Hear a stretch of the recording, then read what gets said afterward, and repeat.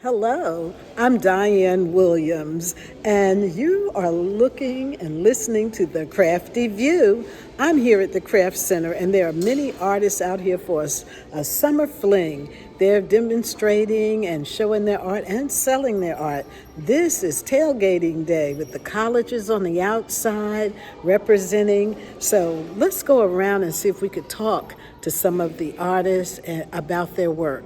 Thank you.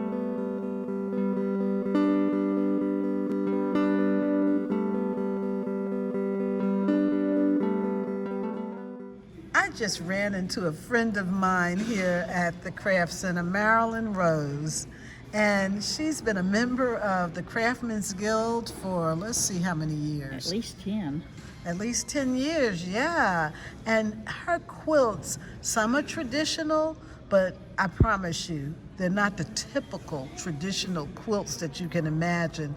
She loves color. She loves swirls. She loves to take the tiniest pieces and create the most gorgeous design that looks like it's on scale. And you can't even imagine how she can hold the tiny pieces and do her creations. Marilyn, how are you? I'm doing just fine. And you're here supporting other artists today, but I want to talk about you and what you do. How long have you been a quilter? Over 40 years. Oh my, and you don't even look that old. I think I remember you from Jeopardy. You know, I just have to say that. I was on Jeopardy when Alex Trebek was still on, and I talked quilting with him on the show. Really? I did. Wow. Well, how did you do on that show? Second place. Beautiful. Hope you came home with at least $1. I came home with $2,000 less the California non-resident income taxes that they take out. Wow, so people could know about that. Well, I know your quilts, if we look straight ahead, you all, and all the way to where the glass wall is, upstairs there, her quilts are hanging. So come to the Craftsmen's Guild of Mississippi in Ridgeland, and you can walk through the gallery and see some of Marilyn's work. But Marilyn has been showing me some pictures on her phone, and we're just going to talk a little bit about what she has. And what can you show us today that you can enlarge large enough for the viewers to see? Oh my goodness, look at that, you all. We can get a good close-up. You can almost see the stitches. What do we call that design? That's a spiral Bargello. She's the master of Bargellos. I don't know anyone that does them better. Nice. And you know, the question people are going to have is, what size is that, or, estimate, and how long does it take you to make something like that? That was about 100 inches square. It's about enough for a queen or king size bed, and it took a while because it took about 6 months to assemble the fabrics. Mm-hmm. It didn't take that long to do the sewing, but there were some problems along the way, and it probably took about 3 weeks to do the sewing. Okay, very nice. So she's going to look at another design. Have you taught quilting to others? I have. I've done that for probably 20 years. I've taught through Gulf States Quilt Association as one of their circuit teachers who goes to various guilds and teaches. Okay. And you're a member of quilting groups around? Several. There's at least 3 in town, and I'm also a member of Gulf States Quilt Association and the Mississippi Quilt Association, and of course the Craftsmen's Guild. Let's talk about some of the ribbons and things you've won, or the acknowledgement of excellence that you've won. Lots of them here and there. Yeah. It just depends on the judges. You never know what they're going to decide when you enter anything. Wow. What's your specialty? What are you known for? Let's get down to brass tacks. I do stack and whack quilts, which makes a kaleidoscope pattern. I do all kinds of those, and then I can do Bargello quilts, and I do different things. It just depends on what people want. Here's another Bargello quilt. This is a Bargello. Simple Bargello. Take a look at that, you all. We're getting a good view of it. Why do they call it Bargello? Because it's based on a needlepoint technique that was developed in Italy back in the 1400s. Oh, that's the Italian name. Right. And you mentioned stack and whack. So when you buy the fabrics, do you stack and whack them, or do they come stacked and whacked? You have to do it yourself. Oh I'm trying gosh. to see if I've got one in here. I don't know that I do. So you cut it into small shapes, like diamond shapes or squares? It just depends on what you think it needs to look like. I have fun. Here's an example of one. The fabric in the border was cut up to make all those blocks. Wow, and I can see your feet there, so I know this is a large piece. This looks like it's close to 6 feet. Yeah. That's my husband. He holds up all my quilts. All my quilt pictures have feet in them. I gotta hold the camera still because I'm laughing. But and then how, you've got a lot of nice, you're known for color as well. Right. You're not afraid to use color. Oh no. I don't make boring quilts. Is there a rule to using color, or a standard that you apply yourself, or you just have fun with designing? I just have fun.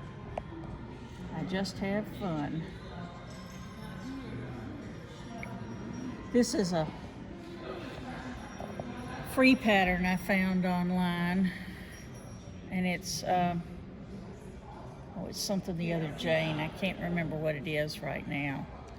And it looks like a big letter X with a lot of rectangles in there, and then you see the very center has a square. It looks like a cross or an X. It depends on which way you're holding the design. It's a simple pattern.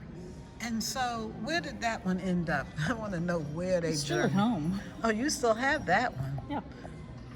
Do you find it hard to part with your designs? I don't find them hard to part with them, but people have a hard time buying them, evidently. Well, I imagine you're not going to get them for $50. They're not cheap. No, they're not cheap. No. A lot of work goes into this, everyone, because it's not just the piecing together. The design has to be quilted. Some quilters have long arm machines, which means it's the size of a long table, and they can put a king or queen size quilt on there and create what you see as the top stitching. That's what they really call quilting. Right, and I can't do that. I don't have one of those machines. I have to pay someone to do that, and that cost has to go into the cost of a quilt.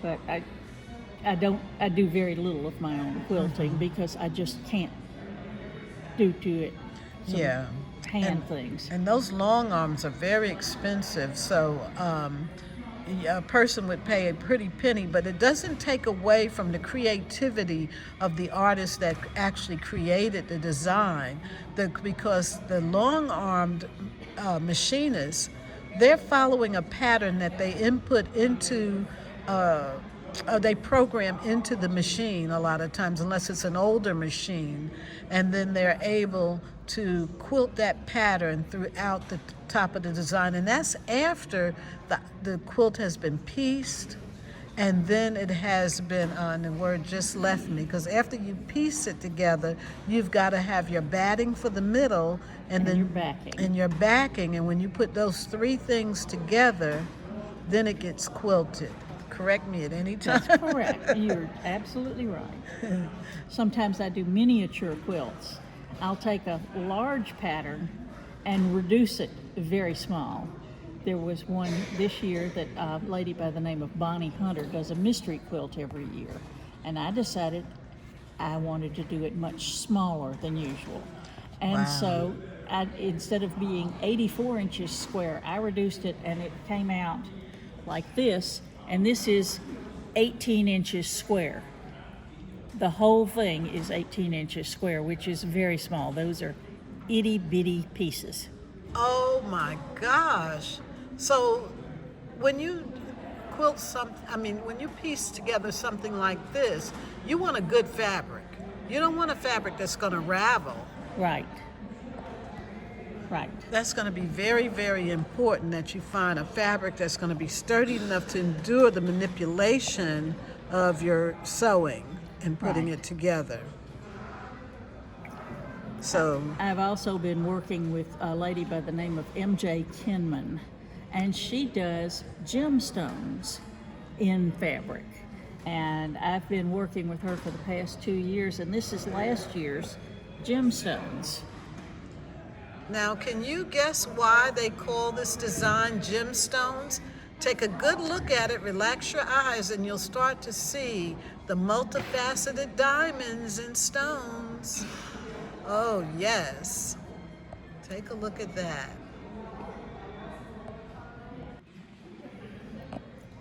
Let's see what else you have to show us. I'm fascinated with the gemstones. I've never seen those before. Well, not many people know they're out there, but I've been enjoying them for years. I ran across her as a teacher in Paducah several years ago, and I just can't get enough of her work. It's just fun. It's not that difficult, but it looks difficult. And her name was M.K. MJ Kinman. Kinman. Oh, Kinman. Do you have other designers that have fascinated you, that inspire you to do your work? Marilyn Tolley was the one that got me first. She's the one that started with the Bargello quilts. And I got working on spirals with her. And I teach a lot of my things based on her work with her permission. And that's just a wonderful thing, to be that close to a teacher that she doesn't mind you using her work and going further with it. And that's ideal. And so if you notice, she said with her permission. So a professional artist that does their own work sometimes are inspired by others' works, but you do need to get permission. Right. This is a spiral Bargello that I made in conjunction with Marilyn Tolley, with her blessing. And you can see by the legs of her husband, I imagine? Yes. That this is a large piece because he's holding it up. Yeah, and I like the border, and you've actually created it in a way that it almost has a painted effect. Behind the Bargello, you have the lighter fabric, and you've done that as if it was just a smear of paint behind it, and then you came back and contrasted that with I can't see the color if it's pinks and grays or greens or something. It's a gray outline of the Gulf of Mexico, because that is Hurricane Marilyn. That's what we think is going to hit us every time there's a hurricane in the Gulf. Yes. My. Very nice. And that's an original design. Oh, this is an original? Yes. That you designed yourself? Do you have a designing wall at home? No. No? No, How do you lay them out? I just put them in my head and go. Wow. That's because you've been doing it so long, Yeah. 40 years. Wow. Did you sew as a little girl? I did. I made my own clothes for years. Oh. It was fun. Amazing. And I remember when I first met you, I met you here at the Craftsmen's Guild. The quilters come here once a year to do a demo together. And that's always fun, and going to lunch together and everything, and watching the unique styles. Each person had their own favorite thing to do. And her phone is full of designs, just fascinating. I got lots of things, and sometimes I go and do some slightly artsy quilts. Show us one or two more when you find something. Well, this is very different. I just finished this week. Let me get it. They have an attachment that fits on my machine that makes little spirograph designs. Look at that. That's only 8 by 10 inches. And this, with that attachment on the machine, and as you're guiding the fabric, or do you? You just put it on. You put it under the thing, and it just makes it. It's like a little spirograph. Oh wow! Look at the colors. She's able to. It's just fascinating. And it almost looks three-dimensional. Yeah, it does. Takes a lot of thread to do that. Yeah, it's rayon thread. It's old, so I might as well use it up. Mm-hmm. Sometimes you just do that. Let's see what else is different in here. Oh, this is an art quilt from a long time ago. This one's about I don't know, 11 by 17. Wow, are those, what do they call them? Sunflowers. Sunflowers. What's the other ones that are similar that are something? Black-eyed Susans. Black-eyed Susans. Those are sunflowers, though. Okay. They got little beaded centers, and it's a very artsy quilt. Very artsy, and if you notice, it looks like it has been painted versus pieces of fabric that have been quilted. But those are just, some of them are torn strips that are just sewn down, and all kinds of things in there. Wow. I don't do much art quilting, but sometimes it's good for a change. Mm-hmm.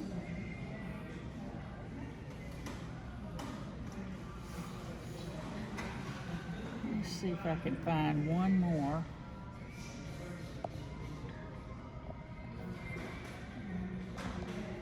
Do you have a studio in your home, or quilts are part of your the weaved fabric of your life? It took over the whole house. What does your husband say about all of that? And he just lives with it. Oh, that's Bless love. his heart. That's love. He's so sweet. Let's see, one more fun one. Do you have daughters? I have a daughter, and she won't even sew on a button. Are you kidding me? No. Let's see, I'm looking for one specific quilt. And I know it's in here. I love that she has them inventoried on her phone. No, they're not inventoried. They're all mixed up. That's why I'm Well, having to look for I'm it. thinking that they're not mixed up with family photos, and you've got them in an album or something on your No, phone. this is just all the photos I have. Oh my gosh. The rest of them have been moved over to the computer. Okay. So she's looking for one more for us. What would you say to someone that wanted to get started quilting? Oh, by all means, start. It kept me busy in the evenings when my children were small, because I was stuck at home, and after they've gone to bed, it was something I could still do that I enjoyed late at night. And you know, it sort of kept me from killing people. She keeps saying that, by the way. She's the sweetest person I know. I've never seen her angry, so don't worry about her killing you. It's all good. It's things to do late at night. Yeah. And you can do it as much or as little as you want to. Sometimes it's portable, and you can do it by hand, and you can take it out on the road with you. Doctor's office, the baseball games, wherever you want to. You can do it somewhere. And it's just pleasant to have something in your hands when you're watching TV and things like that. That one. Talk about that a little That bit. is called the 365 Challenge. It's made out of 365 blocks that are either 6 inches, 3 inches, or 12 inches. And you've got a ribbon over there on the left-hand side on the lower quadrant. Is it, what color is it? white ribbon. White one. That's good. That was a third place in that show. It got a first place in another show, Best of Show, and won me a sewing machine. And it's, I have a dear friend who did the quilting on it and did a fabulous job, but it's just a matter of patience. It was a very skill building quilt, because the blocks start out very easy, get harder as you go. Oh. And it's all piecing. There's no applique. It's not difficult. But it's a lot of work, and it's a commitment to take a quilt with that many blocks and start on it. Wow. Would you like me to enlarge some of it? Yes, let us see what it looks like close up. I think that's some of the best I can get. You can get some of the blocks in there. You can see a few of them. Oh, look at the detail, you all. Even on the borders.